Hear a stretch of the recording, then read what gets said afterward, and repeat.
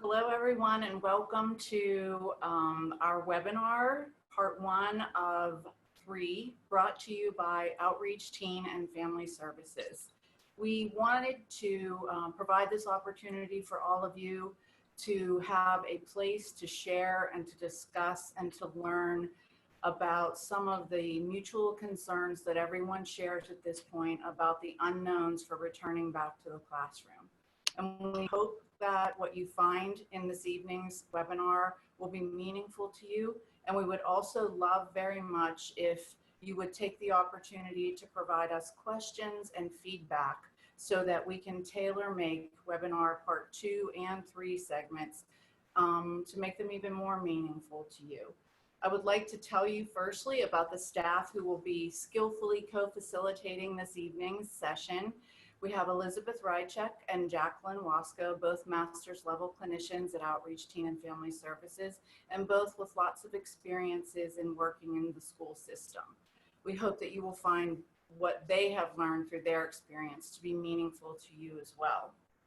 We are recording as we speak, and we want you to know that in advance, and also that what we record this evening will be uploaded and provided back to you sometime later this week via multiple channels, Facebook and our website page, and all of that information can be found on the last slide, and the facilitators will make sure that you know where to look for everything.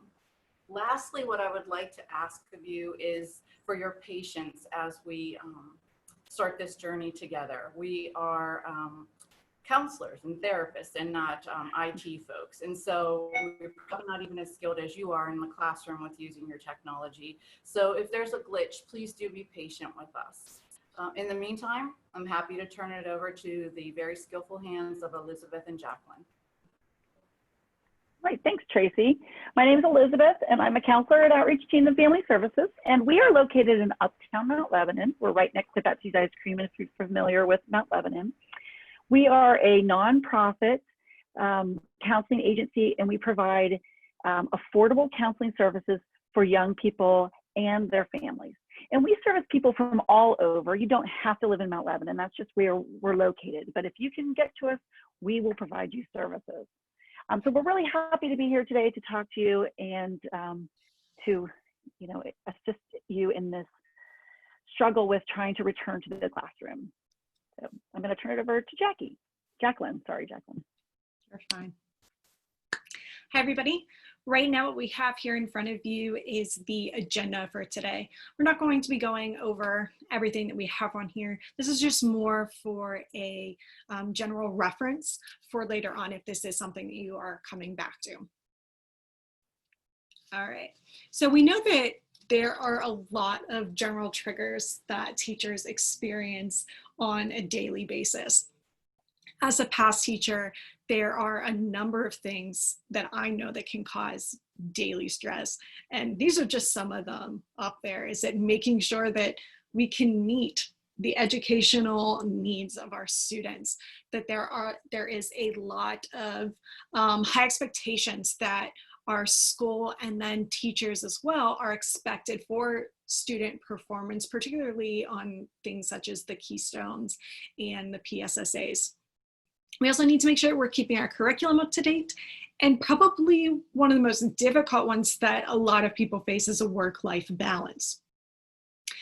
We need to learn how to leave work at work and to be able to come home, take time for ourselves and our families if that is something that is going on in your life. And I know that that can be one of the most difficult things to do. We're always bringing something home. We're always thinking about something that we could have done at work or that we will be doing the next day. And this is why that the knowledge and practicing social emotional learning is so important, because what it's going to do is that it can help to increase both our physical and our mental health. What it can do is help to curb the stress and to deal with it effectively so that it can enhance a number of different areas in our lives and help to avoid that unfortunately common problem such as teacher burnout. Now, unfortunately, with the pandemic that is going on, there are even more triggers, current triggers that we are experiencing, especially as we come closer and closer to school starting. I think one of the biggest ones is that not being entirely sure how our schools are going to be opening or what they are going to look like. We are starting to be informed of these. The number of schools have had or are having their school board meetings to determine how this is going to work. And I know that that will be getting out to teachers very soon, as well as the families of our students. There's also the concern over enacting the procedures. And I think that sometimes this might be one of the most stressful ones, is that you know what is expected of you, but in what ways can you implement it for your safety and the safety of others? And then how does this affect overall teaching? What is it going to look like? And unfortunately is going to bring stress, but that is a natural reaction, especially when things are changing as drastically as they are. Is this going to be effective for students?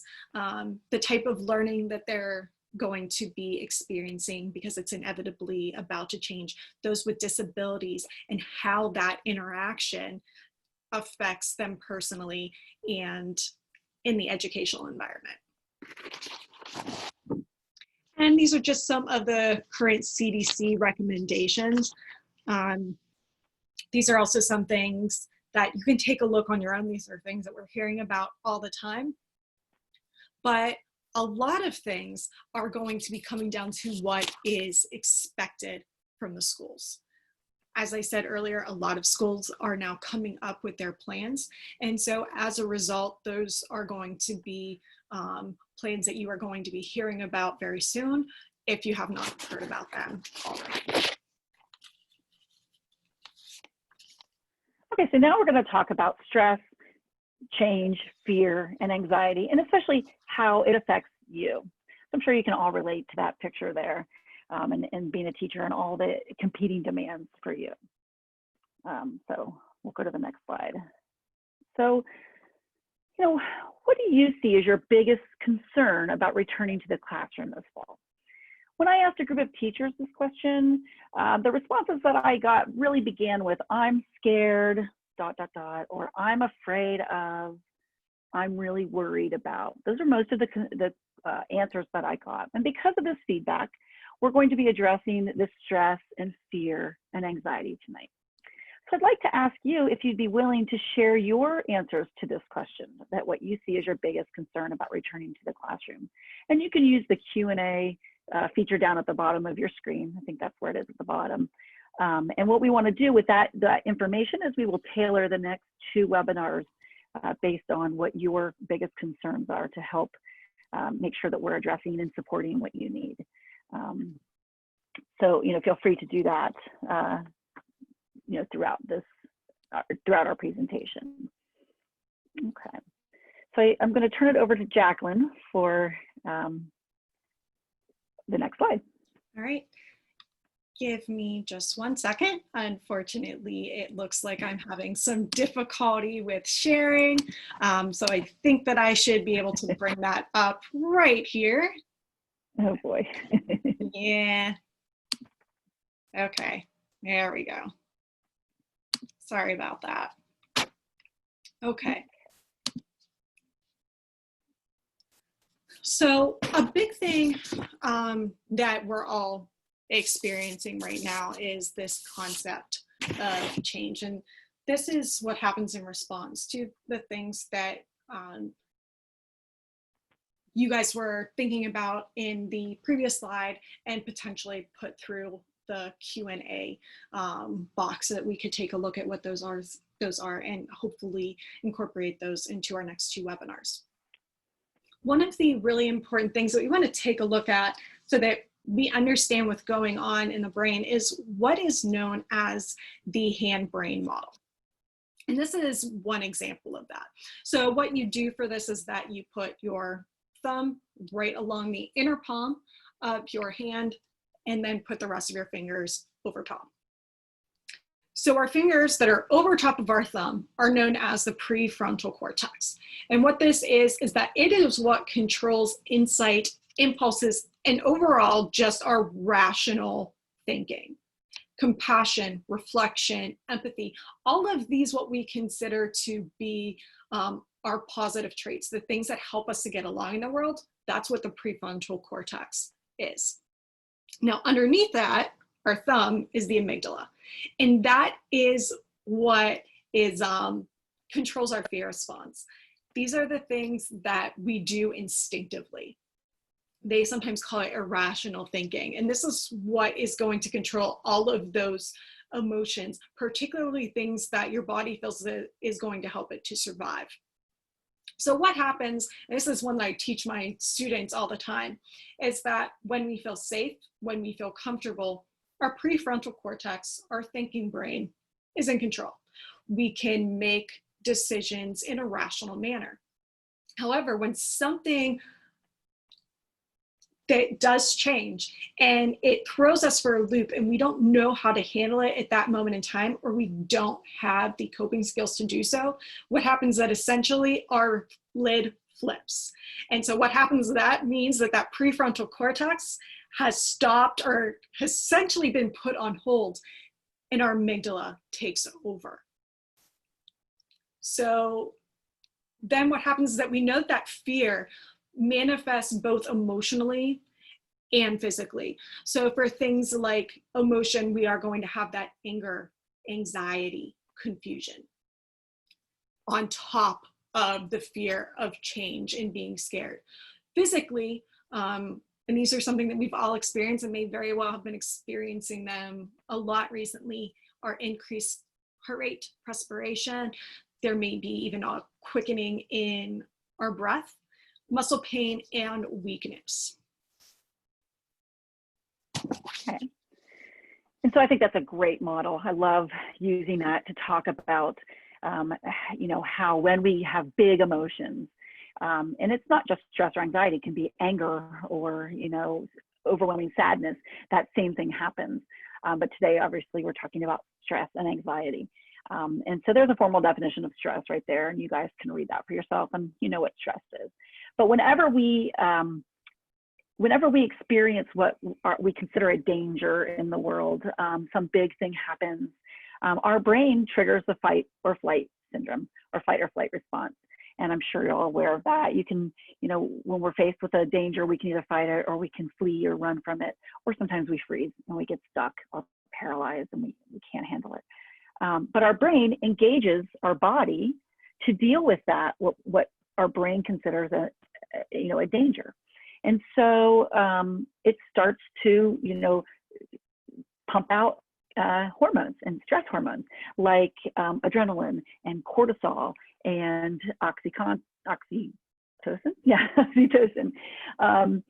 So, and those stress hormones cause a lot of physical responses, like, having headaches, or the side effects, I guess, from those physical responses. When all that stuff gets pumped into our system, there are side effects. And so those physical side effects are having headaches or having GI issues, having muscle aches. And then there are emotional responses or side effects from all of that, all the hormones being pumped into our system. And those emotional responses are depression, anxiety, moodiness, irritability, anger. And so when we're very stressed and we're very anxious, those are the physical and the emotional things that we often see. And sometimes those are the red flags that let us know I've got some stress and I need to deal with it. Okay. So the research shows that long-term stress can have a negative effect on our brain. And it does that by killing our brain cells and then essentially shrinking our brain. Now, that's a problem, because if we alter our brain function, or our brain, I'm sorry, not our brain function, but our brain structure, that affects our brain function. And then we're not able to deal with the stressful situation as well. And so it becomes sort of a negative feedback loop. The more stressed we get, the more it affects our physical structure of our brain, the harder it is to deal with the stress. And so the more the stress comes. And so it's really, really important to deal and manage that stress. And in just a minute, Jacqueline's going to start us in our discussion about how we can address our stress. But before that, there's some good news. And that good news is that one of those stress hormones can also be helpful. And so we're going to watch a short video by Dr. Kelly McGonigal, and she's a health psychologist from Stanford. And she's going to address the idea of how stress can also be helpful for us. So let's go ahead and take a look at that video. Now, I said I have over a decade of demonizing stress to redeem myself from. So we are going to do one more intervention. I want to tell you about one of the most underappreciated aspects of the stress response. And the idea is this: stress makes you social. To understand the side of stress, we need to talk about a hormone, oxytocin. And I know oxytocin has already gotten as much hype as a hormone can get. It even has its own cute nickname, the cuddle hormone, because it's released when you hug someone. But this is a very small part of what oxytocin is involved in. Oxytocin is a neurohormone. It fine-tunes your brain's social instincts. It primes you to do things that strengthen close relationships. Oxytocin makes you crave physical contact with your friends and family. It enhances your empathy. It even makes you more willing to help and support the people you care about. Some people have even suggested we should snort oxytocin to become more compassionate and caring. But here's what most people don't understand about oxytocin. It's a stress hormone. Your pituitary gland pumps this stuff out as part of the stress response. It's as much a part of your stress response as the adrenaline that makes your heart pound. And when oxytocin is released in the stress response, it is motivating you to seek support. Your biological stress response is nudging you to tell someone how you feel instead of bottling it up. Your stress response wants to make sure you notice when someone else in your life is struggling so that you can support each other. When life is difficult, your stress response wants you to be surrounded by people who care about you. Right, and I think watching that video can be surprising that oxytocin, which is something that we recognize to be very helpful to us, can be considered or not be considered is a stress hormone. But it's important for us to realize, as Dr. Kelly had said, that it is a social and caring hormone. So in order to deal with this stress, you need to recognize what is good for you. How can you function and deal with stress on the most effective level for yourself? It also helps you to work with each other. And in times like these, this is where it is going to be more important than ever. Not only do you have your family and friends, but now you are going to be back and be surrounded by those that are going through some of the same stressors that you are. And as a result, as Dr. Kelly said, we know that that is going to bring you to a better place to feel like that you can help to be there for each other. And this is where a lot of self-compassion comes in, which then can lead to compassion for others. And what this is that it is just this understanding of emotions. And sometimes they come with mental turmoil, dissonance, anxiousness, whatever it may mean. But those emotions are not weaknesses. They are part of the human experiences. The stress that you are feeling right now, that is normal. It is your body's way of telling you that yes, things are difficult right now. But that also triggers this idea that I need to find the best way to deal with it for me. And it becomes important to maintain patience with yourself, which I think sometimes can be the hardest one for all of us to deal with at any point in time. And we're going to talk about that a little bit more in the next slide. And then there's something called resiliency, which I'm sure that you've heard about over and over again.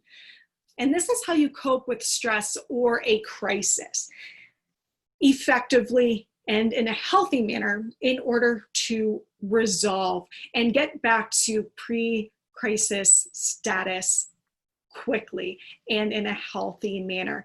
And in a couple more slides, Elizabeth is going to talk to us a little bit more about resiliency. But first, starting with self-compassion, is that there are a number of ways to practice, right? The ones that we have here and that we're going to talk about, they are just some. There are, as I said, a number of different ways. The important thing is to recognize that you need to find what it is that is going to work for you.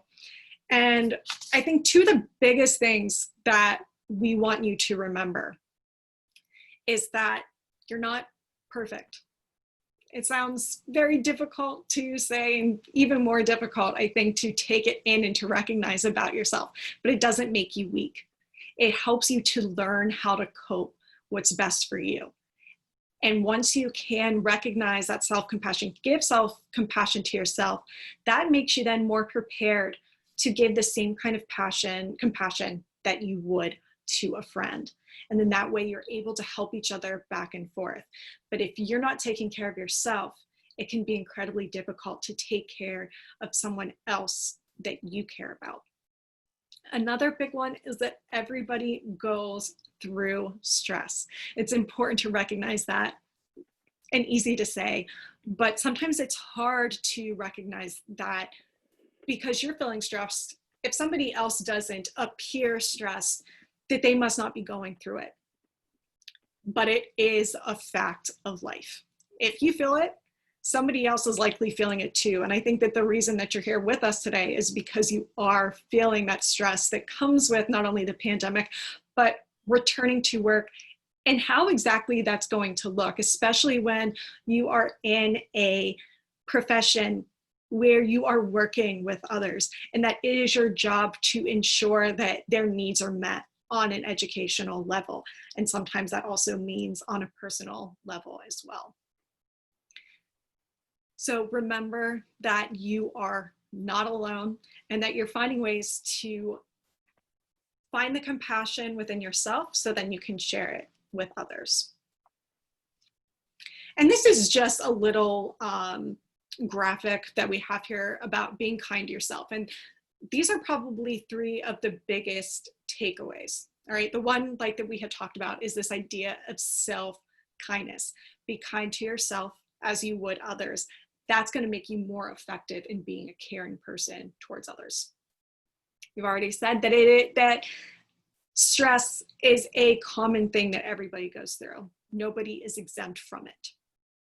Now, number 3 over here, which says mindfulness, we're going to be talking about shortly, and this is definitely going to continue into the next 2 webinars.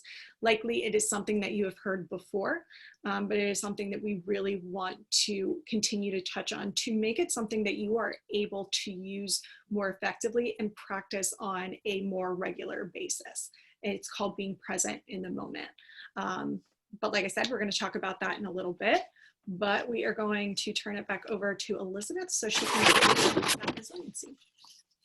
Okay, so, we hear a lot about resiliency, and, resiliency is really just basically using positive coping skills.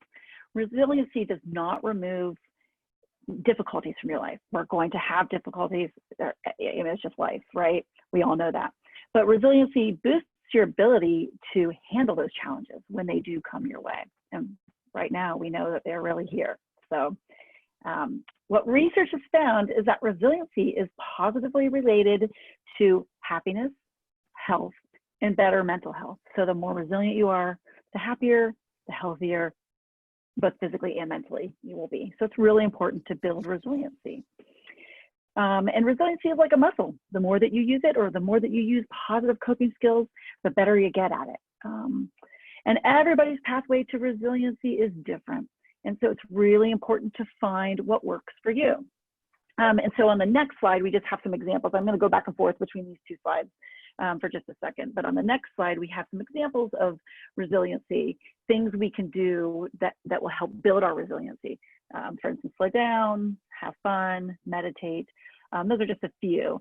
And so some of those might work for you, some of those might not. And you know, what we're talking about today, there's some things that you might find are really helpful, and some you might say don't necessarily work for me, but it's important to find what works best for you. So a couple ideas of what you can do to build your resiliency. And one thing I'd like you to think about now is recall a time in your past when you overcame difficulties successfully, because we've all had to do it. I want you to think about that, and I want you to recognize that in that moment you didn't feel like you could handle it, but you got through it, and you're stronger now as a result of being able to deal with that. What happens when people get faced with a difficulty is they oftentimes will say, oh, this is so overwhelming and I can't do this, or this is so horrible. And that is not in a resilient space. We want to get you to a resilient space where you start to say, wait a minute, I've done something hard before. Maybe it's something similar to this, maybe it's not, but I've done something hard before and I've gotten through it. And that helps you then see, okay, this is difficult and hard, but I'm going to be able to get through this too.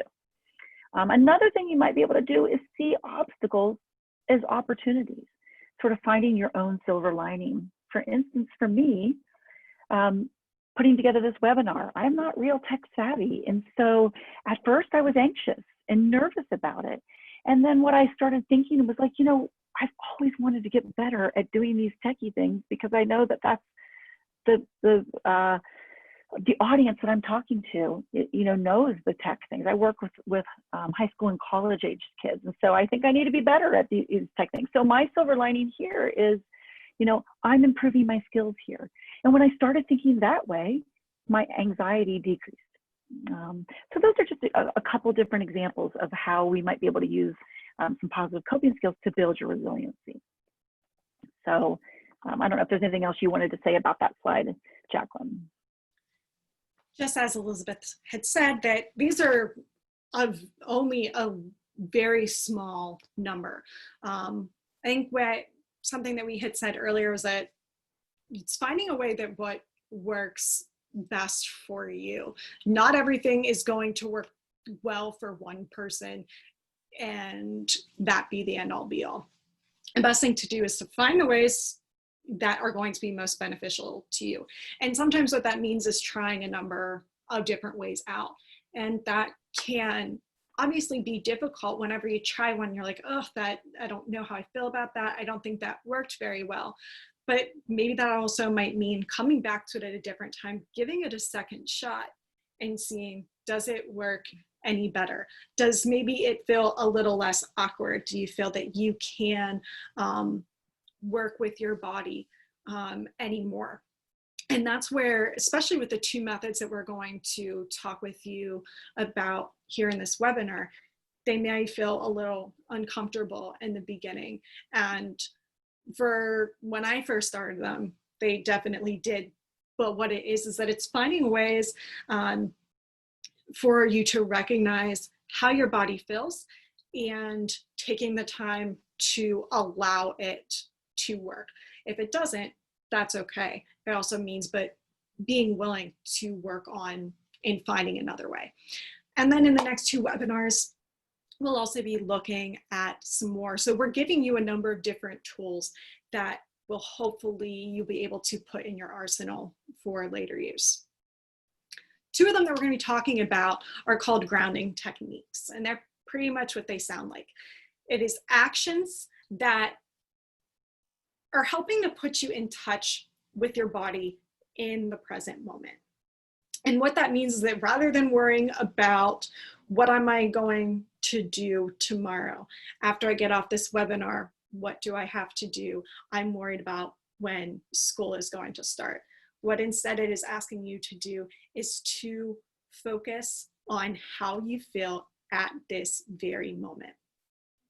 What it is able to do is that it should be able to soothe you. It's not something that will necessarily take very long, but it's something that will be able to soothe you in the present moment and help you to get ready for when you're going to have to move in another direction. So the first one that we're going to take a look at is 5, 4, 3, 2, 1, and that is senses grounding. So this is one that can be done without a guide. Some of the other ones we may show you later, it can be done with a guide or without.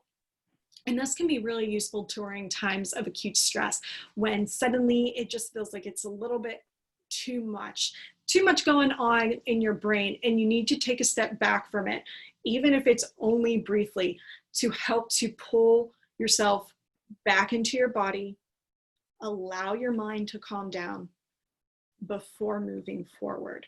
And what that will do is that to help decrease those physical senses that we had described about that comes with fear and change, and also some of the emotions that come across with that. So there are a total of 5 steps, one of which applies to each of the 5 senses. So we're going to notice and list things that go with our senses. Now, for instance, the first one is 5 things you can see. It can be very easy, as I say, to do this, to look and say, I see a folder, a remote, and some books.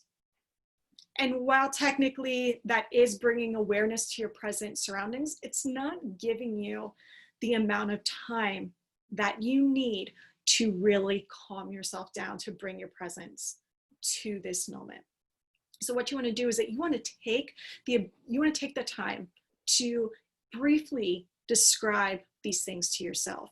So for instance, I see a dark blue folder sitting in front of me. I see a green vase across the room. I see hardback books on the bookshelf across from me.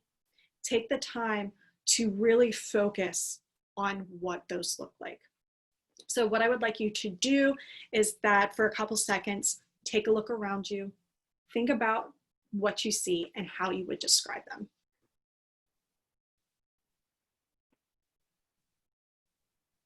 Going to do the same with the 4 things that you can hear. So for instance, I can hear a very muffled changing sounds that are going on from the television upstairs. As I'm moving around, I can hear my hands moving up and down on my legs because I am something of a fidgeter. So go ahead and do that again for 4 things that you can hear. If you're not hearing much of anything, if you're in a quiet space, it's okay to actually manipulate something so that you can cause hearing. Maybe it means snapping your fingers, moving parts of your body around, picking up something that then can create a noise for you. If you can't figure out something right now, then do it, find it yourself. 3 things that you can touch. I'm touching my computer screen, or my computer rather, and I'm feeling the grooves between each one of the buttons.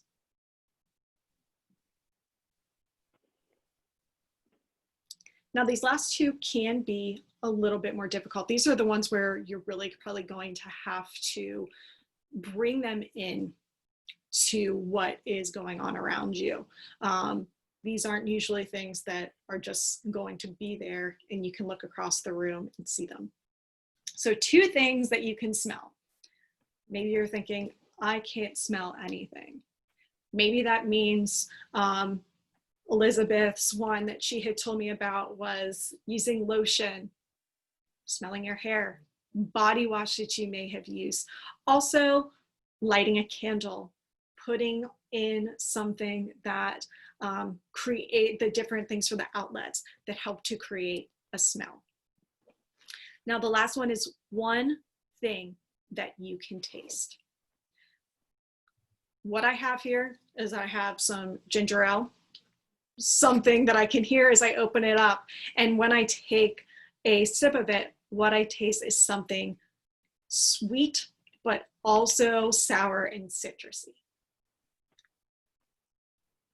So this, I think, can be a really great one to use in times of stress.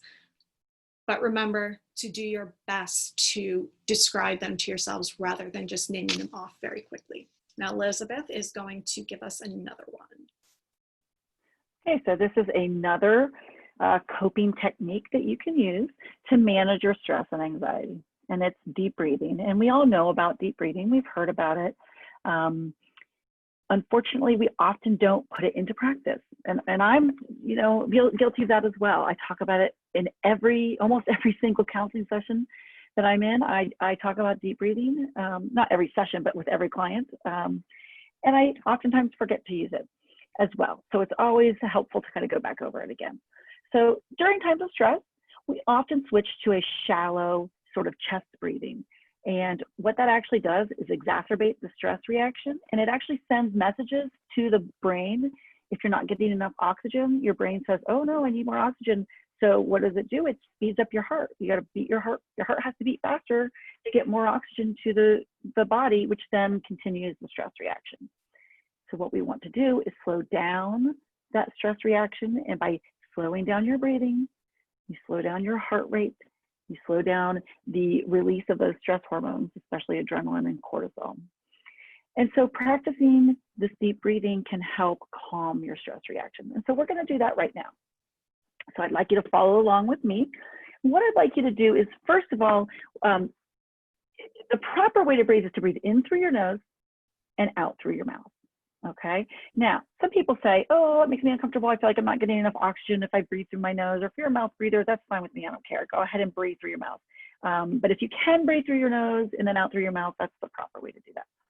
Now, what I'd like you to do is put your hand on your chest and your hand on your belly, which I don't think you can see in the video, but put your hand on your chest and on your belly. And when I'm done talking, I'd like you to take a great big deep breath in through your nose and look at your hands and tell me whether your hand on your chest, or you can't really tell me, I guess, but notice whether your hand on your chest or your hand on your belly moves more, okay? So we're gonna take a great big deep breath in through your nose and let it out. And as you're watching, hopefully your hand on your belly moves. Now, what usually happens, and I would say literally 99% of my clients, their chest moves, because we typically breathe, like I said, from our chest. So we take a great big deep breath. We notice those shoulders rising and falling.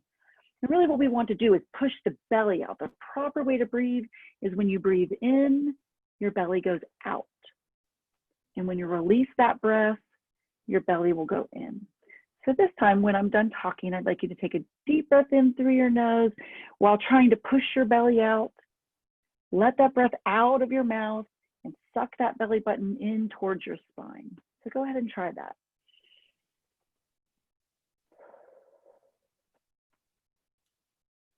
That may feel awkward, and if it does, that's okay.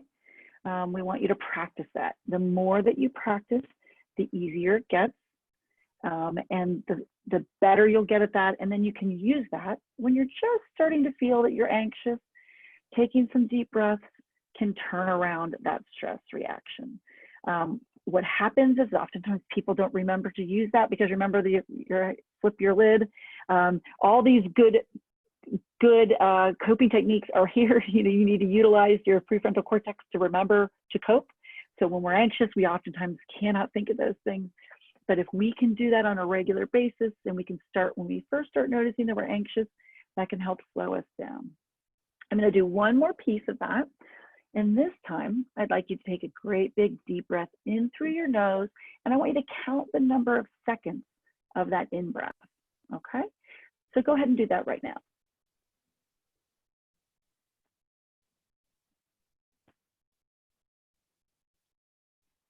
Now, there's no right answer. How many seconds? Some of you might have 3, 5, 9, 12. Usually I hear between 3 and 12, with the most common responses are 5 to 7, but it doesn't matter really. That's just a baseline for you. Some people count very slow. Some people count 1, 2, 3, 4, 5, 6, 7. Doesn't matter. Just keep your, counting the way you always do. So I counted my breath, it was 5 seconds. And so a really good way to breathe is to count the number of seconds in. So in my case, 5, hold for 1, and then your out breath becomes 1 second longer than your in breath. So I was in for 5, hold for 1, out for 6. So go ahead and try that now.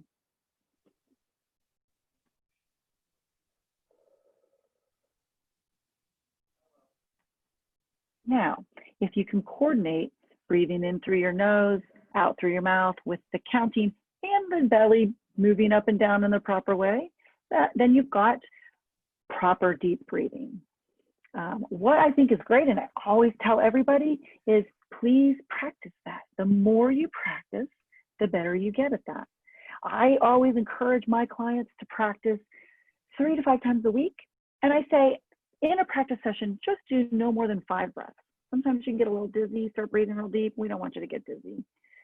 A great way to do that is to lie down on the couch, on the floor, in your bed, wherever you're comfortable, and put something on your belly, your phone, a light book, stuffed animal, a little pillow, something, and try to get that item to move up when you breathe out and then fall when you breathe in.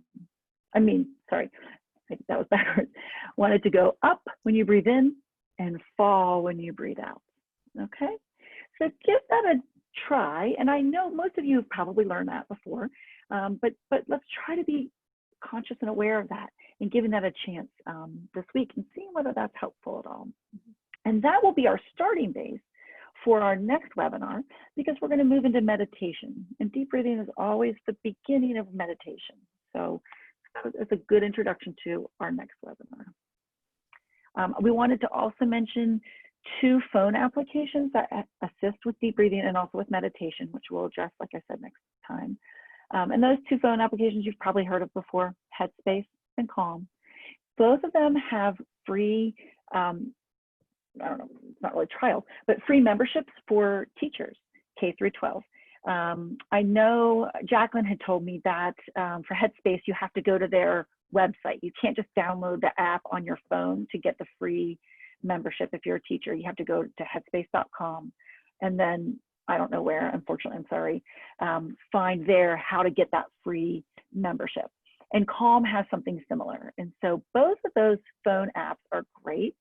They both have sections just on breathing that will help guide you with deep breathing, which is really nice. And they have other resources, and some you have to pay for and some that you don't. But with those free memberships, you won't have to pay at all. That's wonderful.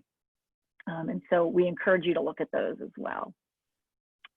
And I think another thing that can be helpful with those, that, as Elizabeth has said, these are things that you've probably heard many times over, but it can be really easy to forget about them with all the stuff that is going on in your life. Hopefully by having seen this webinar, or potentially using a phone application like this, whether it's one of these 2 or something else, it's something that can bring that awareness to yourself that, hey, I'm feeling a little stressed. This might be something that's good for me to practice, even if it's only for a couple minutes. Don't underestimate taking, 2 minutes out of your day to do deep breathing and grounding yourself to what is going on in the present moment. Yeah, great point. So here we have our contact information. As Elizabeth had said, that we are located in Mount Lebanon. We have our phone number there.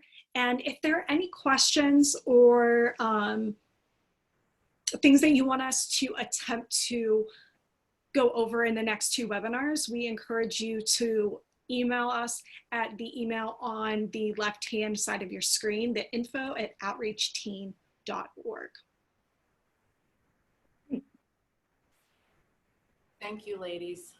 We really appreciate what you've done, and I hope that our audience has taken away some helpful hints and some pointers. And again, I would encourage all of you to please feel free to send emails to the info@outreachteen.org email address with your questions, with your comments, with some pointed things that you particularly might like to see covered in segment 2 of the 3-part webinar series. And as we close up, we would just like to tell you that at Outreach Teen and Family Services, it's very important to us to be an engaged and to partner with our community members, our stakeholders, our students, our clients, but especially you, especially teachers, especially administrators, especially those of you who are charged with doing so much with so little. And we want you to know how much we really appreciate you. And we hope that this webinar extends that to you and that you will return and that we will again join together out of isolation in a socially distanced way to help one another figure out some of the unknowns that are on their way in the fall semester. Thank you, everyone, and have a good evening. Thank you. Bye.